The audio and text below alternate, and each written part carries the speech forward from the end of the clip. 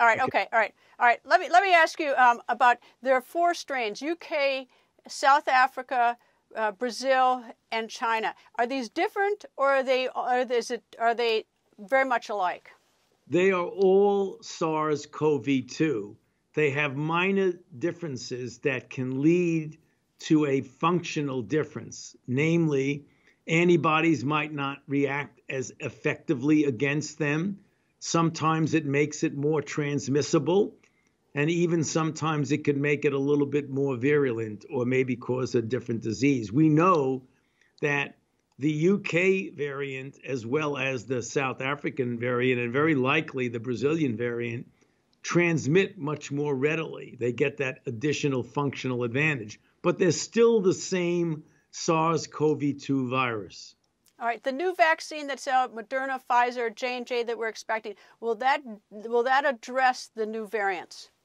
It can, not completely as well as it does the wild type virus, which means the virus that has been with us right from the beginning, but it still has a considerable degree of protection, particularly against severe disease, namely hospitalization and deaths, but not as well when you're dealing with mild to moderate disease.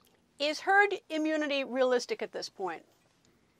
I think it is, if we get the overwhelming majority of the population vaccinated. I would think it's still an estimate. We don't know what the precise percentage would be to get to herd immunity, but a good estimate, I think, would be somewhere between 70 and 85% of the population vaccinated. In terms of transmission, does it come on boxes and on surfaces, or have we moved away from that, or groceries? Well, it is absolutely theoretically possible that that's the case, and likely that it does occur, but overwhelmingly it is felt that the major component of transmission is respiratory from person to person. Even from an asymptomatic person, which we know that 50% of all the transmissions come from a person who's either completely asymptomatic and will never get symptoms, or someone who's pre-symptomatic. Namely, they're not symptomatic yet, but within a period of a few days, they will become symptomatic. All right. In terms of travel, if you get the 2 vaccines and you're about 14 days after the second dose, would you feel safe traveling wearing 1 mask or 2 masks? I don't think you can make that quantitative difference. The CDC recommends that you wear a mask. Some people feel more comfortable because they feel you get an extra layer there. That's fine. There's nothing wrong with wearing 2 masks.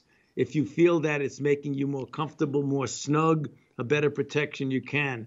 But there's no CDC guideline yet that says that 1 mask is not as good as 2 masks. They will be studying that soon, and hopefully we'll get some information on that. What's your position on traveling, assuming you've had the 2 vaccines and it's been a number of days since your second dose of the vaccine?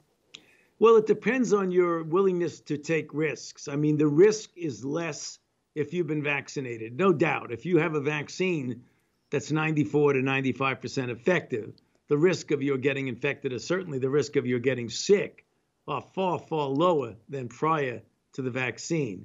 But there still is a risk. So you have to ask somebody, what level of risk are they willing to take?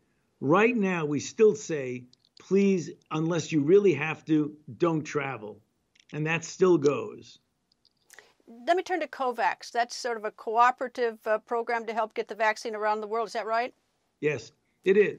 And tell me about it, and tell me how it will help like nations in the African continent. Well, clearly, not every country in the world has the resources or the capability of getting vaccines for the people in their country who need it. And everybody needs a vaccine throughout the world, whether you live in a rich country or in a poor country. COVAX is a consortium of countries and organizations which have agreed to put in significant resources to be able to get vaccines to those countries that can't afford or don't have the capability of either making a vaccine or getting it to their people. And is that going to get the vaccine quickly to these places? I mean, is it already moving to those countries? Because I know there are a lot of people in the United States who claim they can't get it. Well, this is not something that's going to take vaccine away from Chicago or New York or San Francisco and send it to a foreign country. Not at all. That's not what we're talking about. We've already contracted to get enough vaccine for everybody in the United States. Those contracts have already been let. And over a period of months, we will get more and more and more until we get the full component that we've contracted for. I know this is an impossible question, but will there be a time when we, quote, get back to normal? Is there a possible way to estimate that we're not going to be wearing masks all the time and not talking vaccines? Or is this the new normal?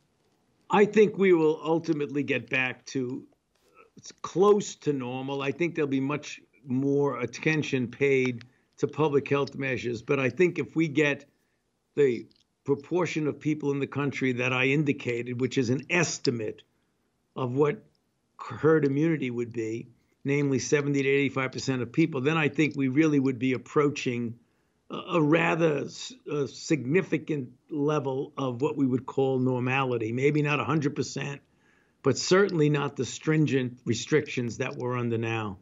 Is there any reason in your mind people should be afraid of the vaccines? No, I mean, the vaccines have been shown to be very safe. Historically, vaccines are the safest and most effective prevention for infectious diseases. The vaccines that we're talking about now have a very good safety record. And the risk of COVID-19 is overwhelmingly greater than the risk of a deleterious effect from the vaccine. Dr. Fauci, thank you very much, sir. Good to be with you, Greta. Thank you for having me.